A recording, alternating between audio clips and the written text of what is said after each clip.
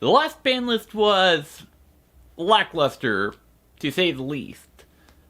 Though, with current events going on, how can we expect any different? The next ban list is due September 1st, and everything that was said and predicted about the last ban list still applies to this ban list, and it'll apply for future ban lists until current events are over and done with. Fibrex is still going to be a problem. That card was released right before we went under quarantine. From the player perspective, banning Fibrex makes sense. As a company, however, it doesn't make a whole lot of sense to ban a card that was released and there hasn't been any physical play since its release. In theory, if there's a tier 2 event like a YCS through remote dueling, then we could expect the ban list to actually address these problematic cards.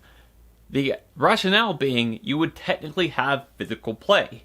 However, there wouldn't still be physical play with locals or regionals or anything like that, so that may not be considered physical play. However, that only really applies for cards that have been released since March 2020.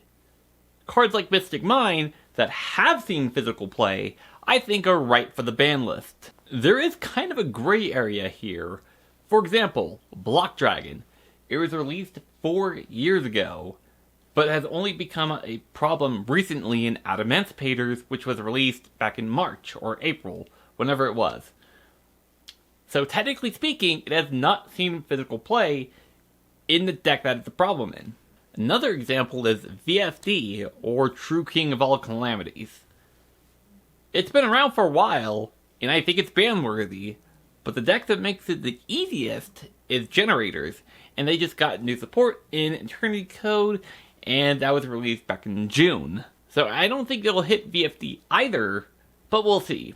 Now, to be perfectly honest, I don't think they'll hit anything. They're not going to ban anything. They're not going to limit anything. They're not going to semi-limit anything. I think they'll do the same thing as the last ban list and just release a few things just so that they have a ban list. If that's the case, release ABC Dragon Buster! He did nothing wrong! But there are some things out there that do make a little bit of sense. For example, Widow Anchor. Konami has been loosening up their grip on Sky Striker ever since Engage got banned. So I can see Widow Anchor coming off the ban list entirely on this next ban list. Another thing making some sense is Harpy's Feather Duster coming to 1, since it's at 1 in the OCG.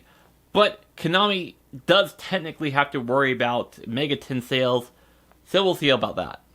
As for what else can be done about the list, I really have no idea. It's 2020 after all. Anything can happen. Really, I just want the conversation to be a little bit more than it's the unbanned list or it's the unlimited list. I'm not one of these people that say that the semi-limited list should be dealt away with and everything should be moved to either unlimited or limited.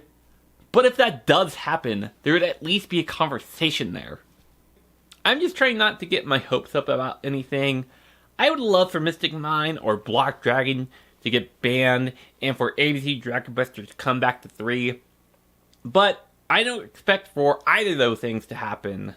The only thing I really expect is for the ban list to be as lackluster as the last one, if we even get a ban list. We live in crazy times, so only time will tell. Thank you all so much for watching. I will be making a reaction video when the ban list comes out, so make sure you subscribe to the channel for when that happens. My name is Brent, and I am Maxed Out Weird, and I'll see y'all next time. Peace!